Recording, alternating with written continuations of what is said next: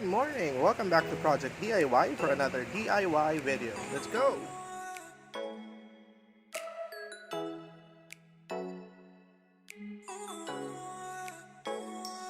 And for this week's video, we're going to be painting the engine bay to make it look brand new again. So as you can see, ang dami ng chips and ang dami ng bangas ng ating engine bay, and in some areas may kalawang pa.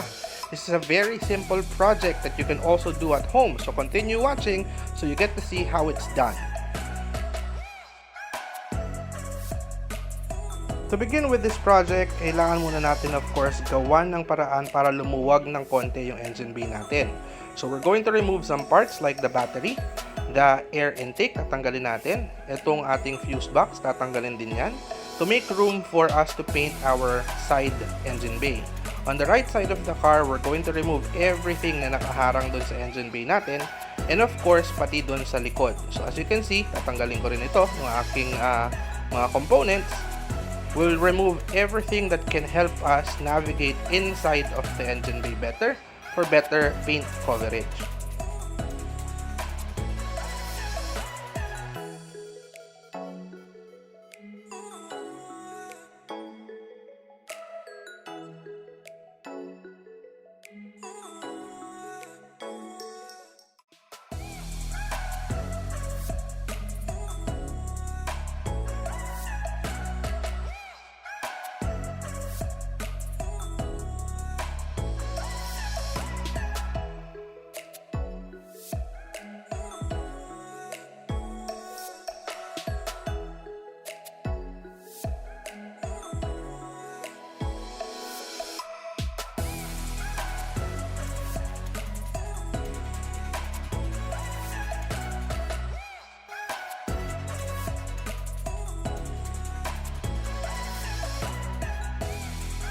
Alright, so after we remove all of the unnecessary parts para lumuwag yung ating engine bay, this is how it looks like. So as you can see, mas maluwag na yung engine bay natin so we can navigate inside of it, to clean it, and also to paint it. So ang next step naman natin ngayon is to clean the entire engine bay with soap and water to prep it for painting later. After cleaning the engine bay, we're going to prep it by masking off and taping off everything na ayaw nating malagyan ng pintura. So later, I'll show you how it looks like kapag na-tape and na-mask ko na. But for now, linisin muna natin yung buong engine bay.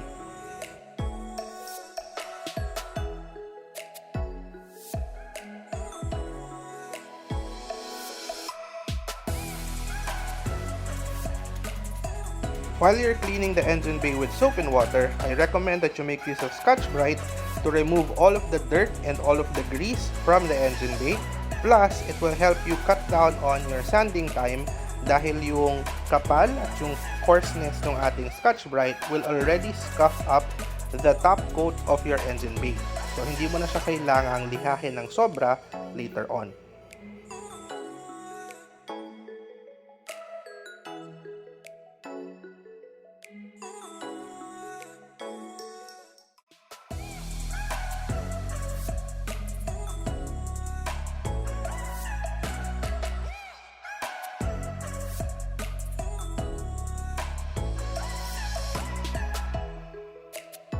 Ayan, so malinis na yung engine bay natin. And then as you can see, I started to mask off everything na ayokong mapinturahan.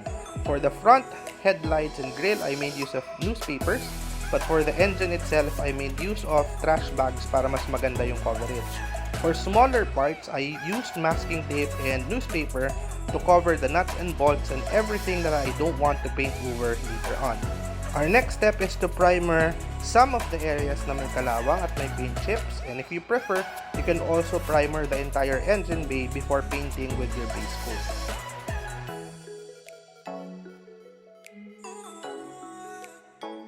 Just a reminder, before ka mag-primer ng kahit anong part ng iyong sasakyan, especially kung may kalawang ito, you have to make sure na lihahin muna lahat ng kalawang.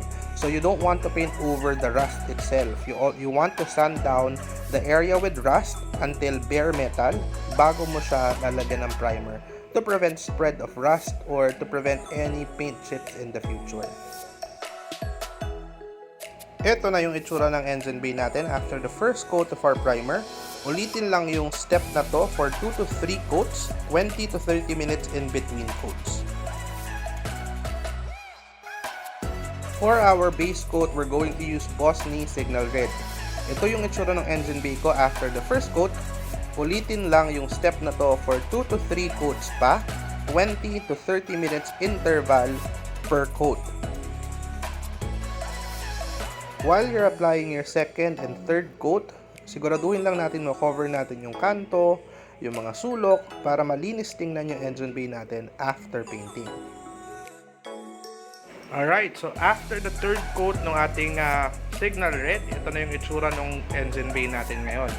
So mas malinis na siyang tingnan, pero of course you have to inspect kasi baka mamaya hindi natin na-cover yung mga sulok, yung mga gilid.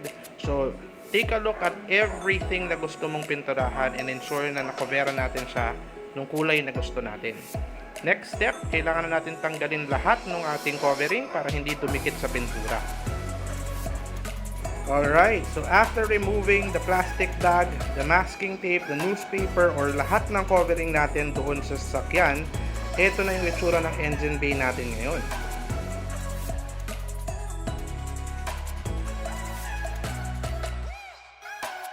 And for the final step, kailangan lang natin ibalik ulit lahat ng mga tinanggal natin kanina. So let's go!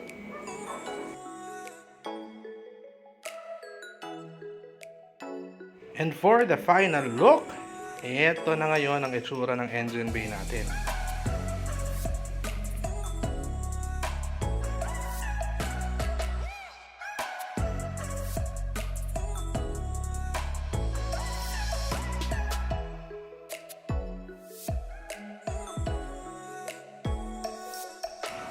And we're done with another DIY video for the week.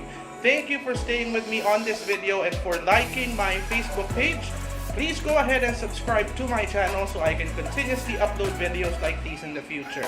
Shoutouts nga pala kay Pets Gaming. Thank you for always sharing and liking my videos. And for all of you watching, please follow and give stars to Pets Gaming. Tulungan lang tayo, hatakan pataas. Alright, until our next video, see ya!